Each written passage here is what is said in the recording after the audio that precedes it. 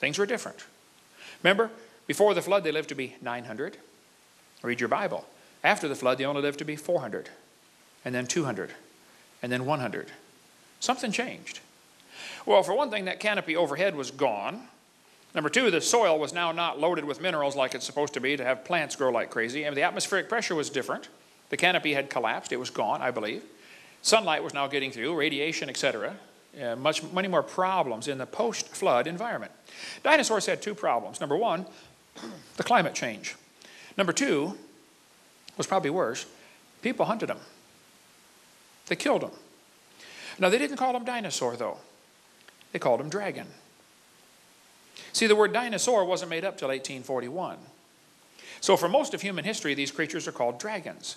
Did you know dinosaurs not even in the dictionary in 1891? For most of human history, they were known as dragons. Now, dragons are mentioned in the Bible 34 times. People say, why aren't dinosaurs in the Bible? Last night, I'm talking to this lady at the counter at the hotel. She said, well, dinosaurs aren't in the Bible. I said, that's correct. That word wasn't made up till 1841. And if you got the right Bible, that was translated 1611. So, of course, you're not going to find that word in there. Duh. But they called them dragons. Dragons are listed in the dictionary in 1946 as now rare. As the population of people began to grow after the flood, the population of dragons began to go down. Well, as people move in and civilize an area, the big ferocious animals are killed off or driven off. Happens everywhere. Well, that's exactly what happened to the dragons. People killed dragons for meat because they were a menace, to prove you're a hero, to prove you're superior, competition for land, or for medicinal purposes. Many ancient recipes call for dragon blood, dragon bones, dragon saliva. Why? Gilgamesh is famous for slaying a dragon. A Chinese legend tells about a guy named Yu that surveyed the land of China. It says, after the flood, he surveyed the land and divided it into sections. He built channels to drain the water off to the sea and make the land livable again. Many snakes and dragons were driven from the marshlands. Yeah, that's just normal. If you want to build a city, you got to, drive off the dragons and then build your city. I mean, it was expected. You got to drive the dragons off. Okay? Why would the Chinese calendar have 11 real animals, the pig, the duck, the dog, and a dragon? Why would they put a mythical animal in there? Could it be that at the time they came up with these 12 symbols, there were 12 real animals? Here's one of the oldest pieces of pottery on planet Earth. It's a piece of slate from Egypt, first dynasty of United Egypt. It shows long-necked dragons. We make replicas of it if you want to get one for a prize for your bus route, for some give out to the kid who does whatever, they'll go crazy over this thing. Half-size replicas of the oldest piece of pottery on Earth. Why would they put long-necked dinosaurs on pottery 3,800 years ago? Here's two long-necked dinosaurs with a sheep in between their mouths. Here's a hippo tusk from the 12th century BC showing an animal with a long neck and a long tail.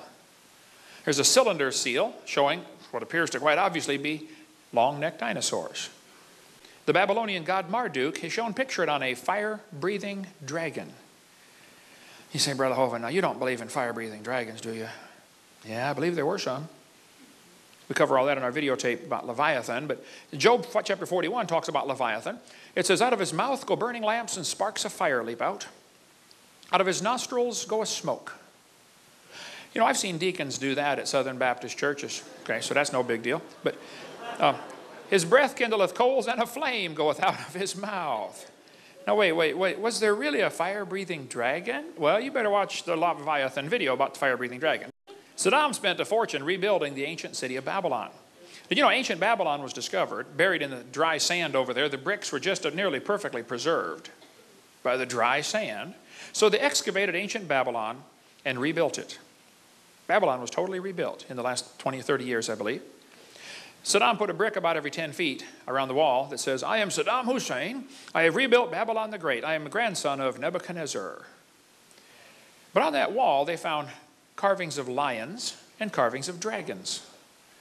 Now, I can understand why they'd put a lion on there. I mean, we know about lions. But why would they put carvings of dragons on a brick wall 2,600 years ago? Maybe because they knew about dragons. They're still there. You can go see them. A friend of mine was there as a soldier. He said, yep, they're still here. Dragons still on the wall from 2,600 years ago. Ishtar Gate is covered in them. lions and dragons. Now, we made a model of it for Dinosaur Adventureland. If you want to come to Pensacola, that's a little closer than Iraq for most of you. But Alexander the Great said his soldiers were scared by dragons when they conquered part of India in 300 BC. This Roman mosaic shows two long-necked dragons fighting or kissing. Now, that would be necking. Wow. Anyway, how did the Romans know about dragons in 200 AD? St. George is famous for slaying a dragon in 275 AD. Beowulf slew 2 dragons, and the third one killed him. You should try to read the Beowulf story in Old English. Good luck. That's English. 1,500 years ago, that was English. I can only read one word on the page. It says, duh. But anyway, when they translate the story to modern English, the story tells us Beowulf killed Grendel the dragon by pulling off one of its arms, and the creature bled to death. Pulled off his arm. Well, they found a Babylonian cylinder seal showing a guy pulling the arm off a dragon. Interesting. Get the book After the Flood if you want a whole lot more on dragons living with man. But Marco Polo lived in China for 17 years. When he came back, he said the emperor is raising dragons to pull chariots in his parades. Why would he say that? Oh, probably because the emperor was raising dragons to pull chariots in his parades. That's my theory. Yeah, okay. In 1611, they appointed the post of royal dragon feeder. Why do you need a royal dragon feeder? Let me guess, to feed the dragon. We've got 7 coins in our museum on loan. They're silver dollars from 1500s to 1600s. Real silver dollars.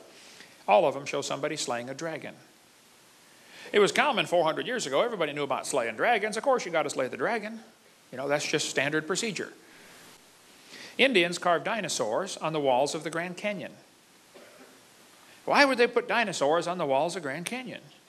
Maybe because they hunted dinosaurs around there. In 1925, some guys took a raft trip down one of the canyons out west, and they wrote a report.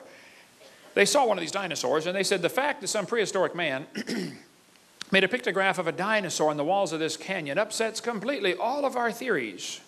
Oh, they upset his theories. Oh, no. He said about a year ago, a photograph of a dinosaur was shown to a scientist of national repute who was then specializing in dinosaurs. He said, it's not a dinosaur, it's impossible, because we know dinosaurs were extinct 12 million years before man appeared on Earth.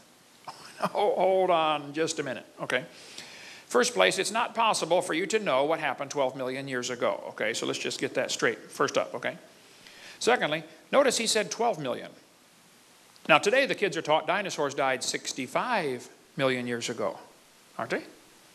65 million years ago? It's interesting to see the inflation of the age of the earth. See, in 1770, they said the earth was 70,000 years old. By 1902, it was 2 billion years old. In 1969, it was 3.5 billion years old. Today, it's 4.6. Did you know the earth is getting older at the rate of 21 million years per year? That's 40 years per minute. Okay, it's aging rapidly, folks. Anyway, if you go to Blanding, Utah, you'll see carvings of dinosaurs on the cliff there. Apparently, they knew about dinosaurs in Utah. The Indians knew about them. They killed them, apparently. This is a cave painting in Australia showing a guy running away from what appears to be a dinosaur. I can't pronounce the name of this place in Canada, Mishapa something or other here, but it looks like these Indians have painted something on the cliff there that appears to be like a dinosaur with a dermal frill ridged on its back. This is a painting from Australia. These guys are all dancing around what quite obviously looks like a dinosaur.